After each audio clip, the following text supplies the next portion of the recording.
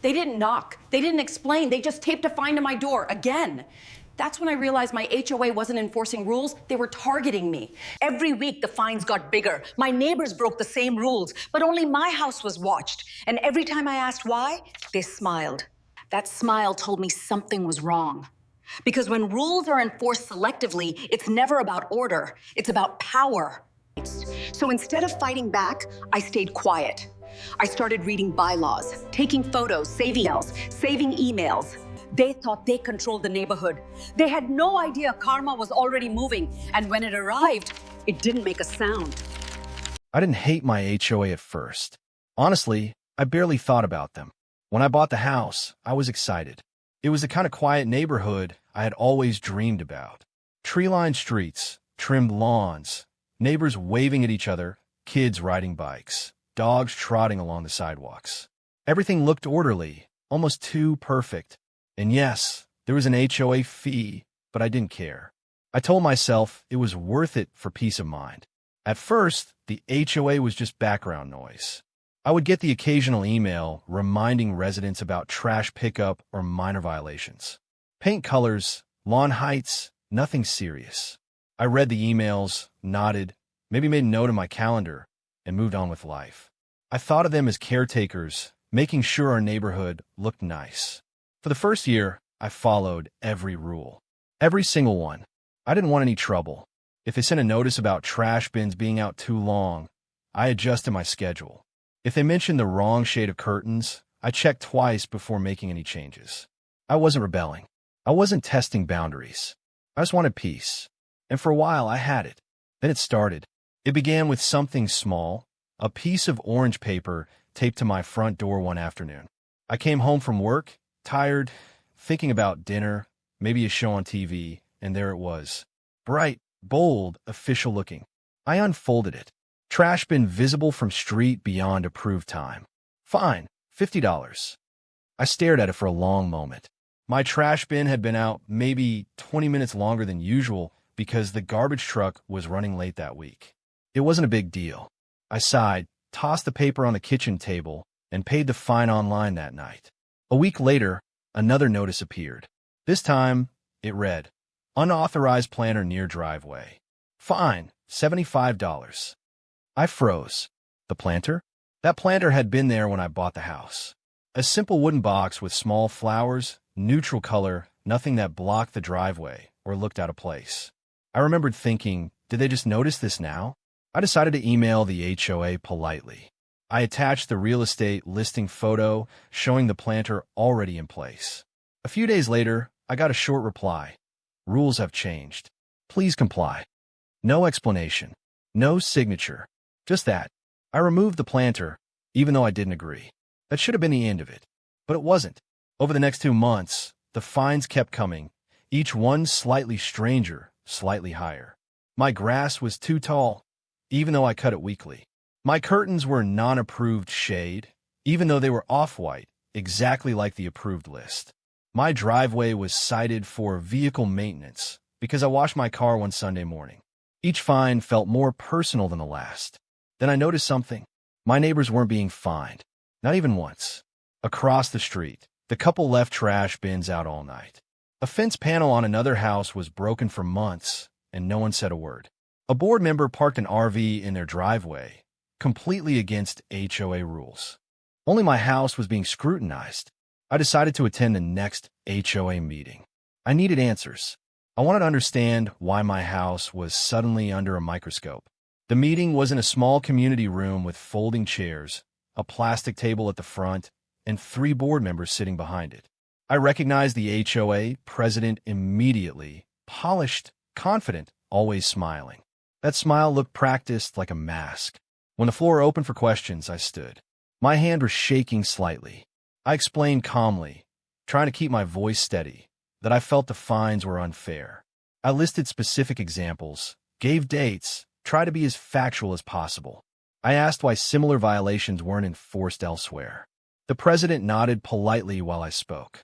When I finished, she replied, "We enforce rules as needed." I blinked. Needed? Could you explain why similar issues with other homes aren't enforced? Her smile tightened. Some homeowners are more compliant than others. The room went silent. My stomach sank.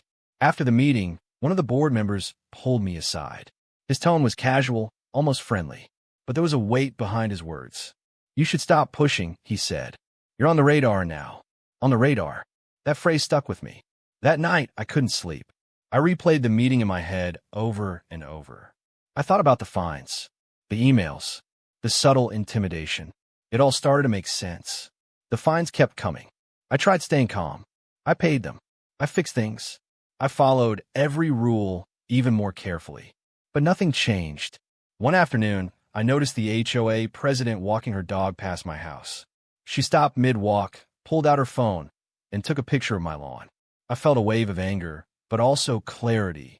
This wasn't about rules anymore. It was about power. And that was a different kind of problem entirely.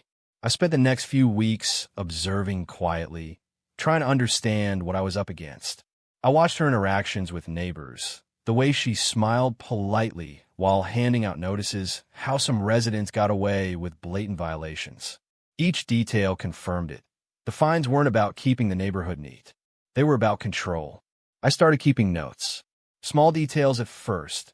Dates of fines, what they were for, times of day, who was being cited. Then I added photos, screenshots of emails, and even footage from my porch security camera of the board members breaking the very rules they were enforcing on me. It was painstaking, but I felt like I was slowly taking back some power. The breaking point came with a $200 fine for repeat driveway misuse. My driveway had been clean. Nothing was out of place. I had washed my car earlier that morning. Nothing more. I stared at the notice for a long time. My first real thought wasn't anger. It was enough. I realized I couldn't fight this with emotion.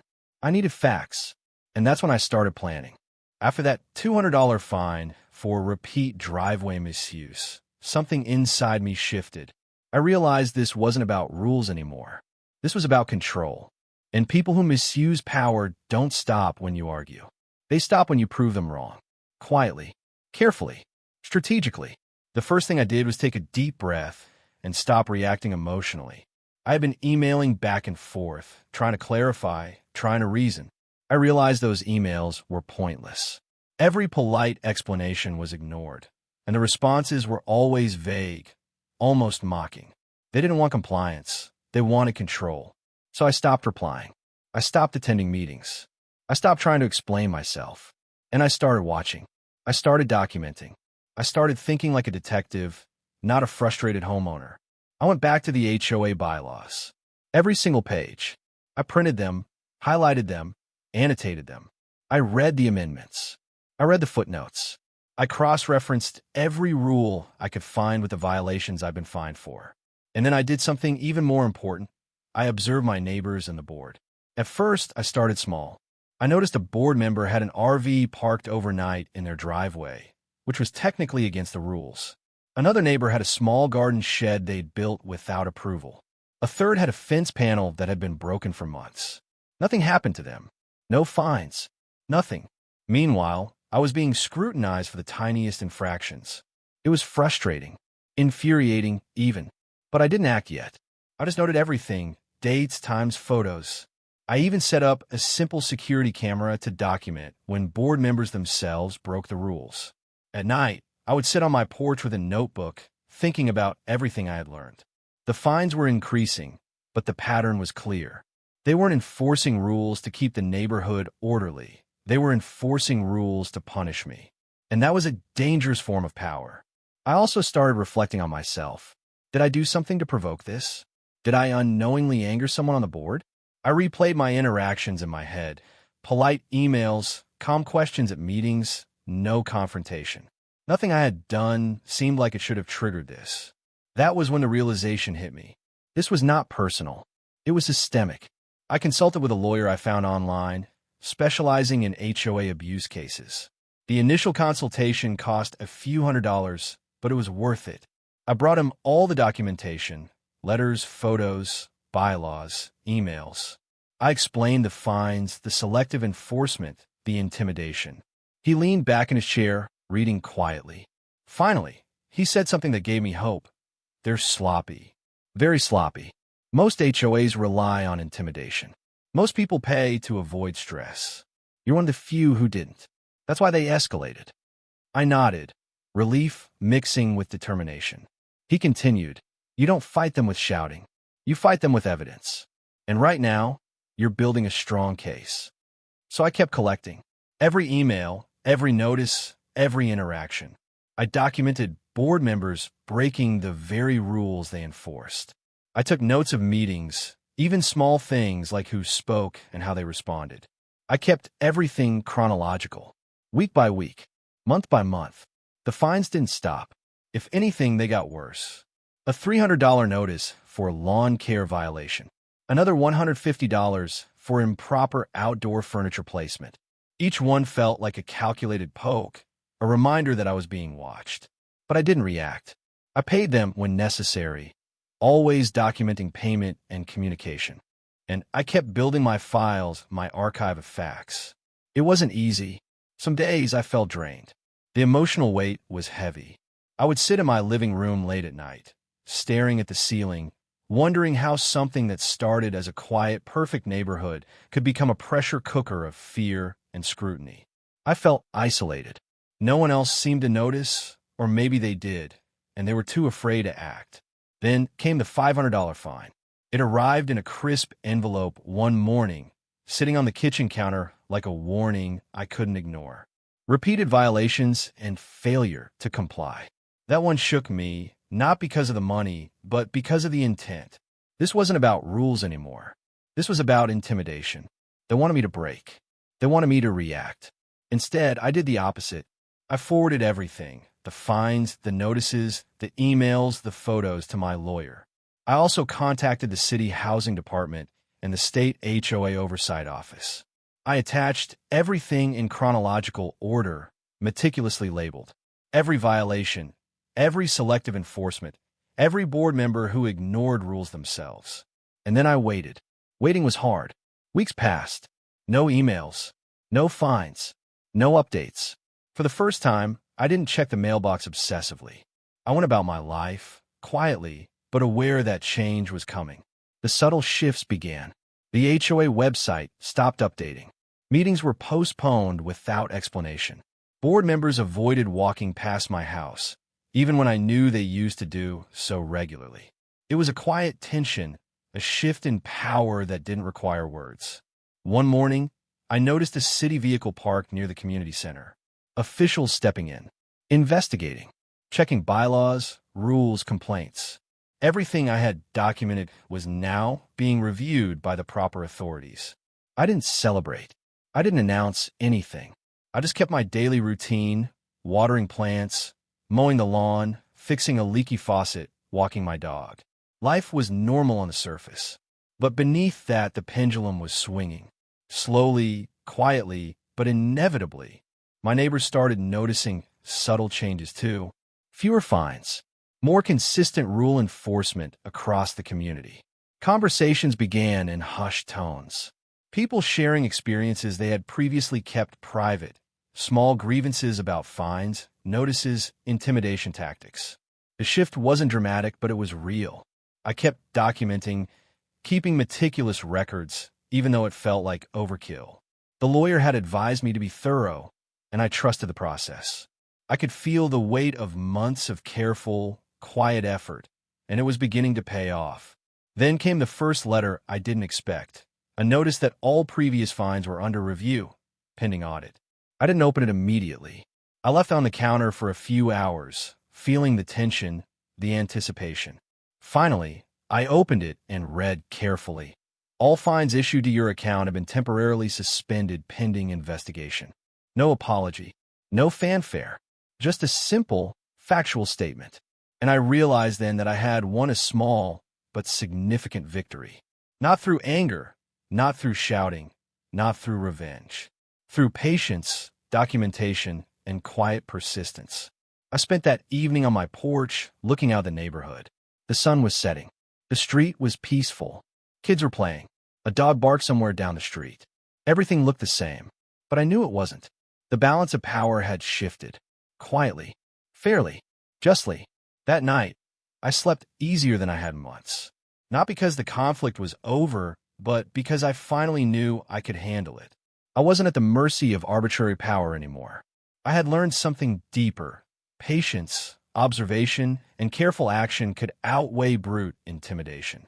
And that knowledge felt stronger than any fine or notice they could send. The weeks after I sent all the documentation were some of the longest I'd experienced. Days seemed normal on the surface, but underneath, everything had changed. The tension that had been constant, the feeling of being watched, evaluated, and punished slowly began to dissipate. It didn't happen overnight. It was quiet, almost imperceptible at first. But I noticed little things. For one, the emails from the HOA stopped. No more urgent fines, no more threatening notices. The mailbox remained quiet. The next HOA meeting was postponed, then postponed again.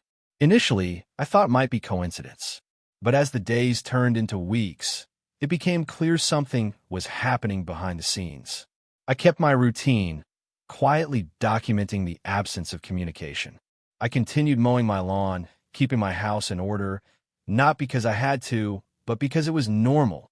I watered the small garden I had planted after removing the disputed planter months ago. I fixed things inside the house, simple daily life chores, the kind of mundane details that make a house a home. I think that sense of normalcy was important. While I waited, I needed to feel grounded. Then came the first subtle sign of change. One morning, as I took out the trash, I noticed a city vehicle parked near the community center. Officials walked slowly, papers in hand, inspecting the property. I watched from my porch. They weren't loud, they weren't confrontational, but their presence alone spoke volumes. My careful documentation, my methodical collection of evidence, had prompted a formal review. The audit took time. Weeks passed. During that period, I felt a strange mixture of anxiety and calm. Anxiety, because I had been under scrutiny for months and the uncertainty weighed heavily. Calm, because for the first time, I wasn't the only one looking. There were authorities, procedures, and legal checks. There was finally a system in place that I could trust. Then came the subtle, almost imperceptible changes in the HOA itself. Board members began avoiding eye contact when I passed them on the street. I noticed the president, usually so polished and confident, now walking past my house briskly, head down. The same went for other board members. It was a quiet acknowledgement that something had shifted. Power had limits, and they had learned that lesson silently. I didn't celebrate openly. There was no shouting, no confrontation, no dramatic showdown. The first tangible confirmation came in the mail, a letter marked certified. I opened it slowly, careful not to tear the envelope. Inside was a short, factual note. All previous fines issued to your account have been voided. Your account balance has been adjusted to reflect 0 outstanding fines. Further communication regarding this matter will be handled in accordance with official review procedures. I stared at it for a long time. No apology, no flourish, no fanfare. Just the cold, simple facts. And yet, the satisfaction I felt in that moment was immense. Months of careful observation, documentation, and patience had resulted in a quiet, undeniable victory. The next few days were surreal. I walked the neighborhood, and little things stood out. Neighbors were speaking quietly about their own past grievances, sharing stories of fines, notices, and intimidation that had previously been unspoken. Conversations that had been suppressed now had a voice. It was subtle, but it was real. The HOA itself underwent noticeable changes. The president resigned without explanation. 2 board members were replaced. An audit was officially announced. The community began to enforce rules consistently, fairly, without the selective intimidation I had experienced. It was almost as if the neighborhood breathed again. Rules were enforced evenly. Notices were formal, documented, and fair. There were no personal attacks, no smiles hiding judgment, no arbitrary fines. The balance had been restored. Throughout all of this, I kept to myself. I didn't confront anyone. I didn't post about it online. I didn't gloat. Part of the satisfaction came from the quietness of it all. They had tried to control me, intimidate me, and assert power. And quietly, meticulously, I had reclaimed my peace. I also realized something important about patience. For months, I had felt frustration, anger, and even fear. I had worried about the cost, about what it meant to challenge authority, about retaliation. But in those months, I learned that true power comes from observation, patience, and deliberate action. Shouting and confrontation can feel good in the moment, but they rarely win long-term battles. Evidence and quiet persistence do. Looking back, I remember specific days that felt like turning points. The day I sent all the documentation to my lawyer, the state oversight office, and the city department. The day I stopped reacting to petty fines. The day I realized that my neighbors weren't being fined because I wasn't more careful, but because they were chosen targets of selective enforcement. Each of these realizations gave me clarity, and clarity became my weapon. There was one evening I remember particularly well. The sun was setting, painting the neighborhood in warm orange light. Kids rode bikes down the street, dogs barked in the distance, and neighbors chatted casually. Everything looked normal, and yet I felt a profound sense of satisfaction. Normalcy had returned, but not through submission. It had returned through quiet justice. I thought about the HOA president. I remembered her practiced smile, the way she wielded rules as a weapon. I remembered the board member who had warned me I was on the radar, and I realized in a strange way that their defeat didn't feel like revenge. It didn't need to. The law and fairness had simply done their work. Karma had arrived quietly, without spectacle, without noise, and with complete accuracy. I didn't need recognition from anyone. I didn't need applause. I didn't even need thanks from my neighbors, though some did reach out quietly, sharing their relief and gratitude. The satisfaction was mine, internal and lasting. I had navigated a system designed to intimidate and control, and I had emerged with my dignity intact, my rights protected, and the neighborhood restored to fairness. Over time, life returned to normal, but with a new awareness. I watched the neighborhood with a careful eye, not suspiciously, but attentively. I understood the importance of boundaries, fairness, and documentation. And more than that, I understood that patience and strategy could overcome arbitrary power. I still follow the HOA rules. I still keep my property tidy, but I do so with confidence now, not fear. I walk past board members without tension, knowing the balance of power has been restored. And in quiet moments, I remember the months of fines, the letters, the intimidation, and I smile.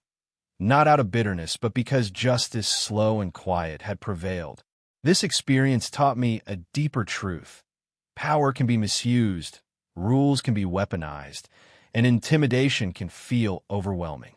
But facts, patience, and strategic action can restore balance. Karma doesn't always shout. Sometimes it waits. And sometimes it arrives quietly, perfectly, leaving everything right where it should be. And as I sit on my porch in the evenings now, watching the sunset, hearing the laughter of children and the distant bark of dogs, I feel a sense of peace I hadn't known in months. The neighborhood looks the same. Life seems ordinary, but I know that behind that ordinary surface, fairness has returned. And sometimes, quiet justice is the most satisfying victory of all.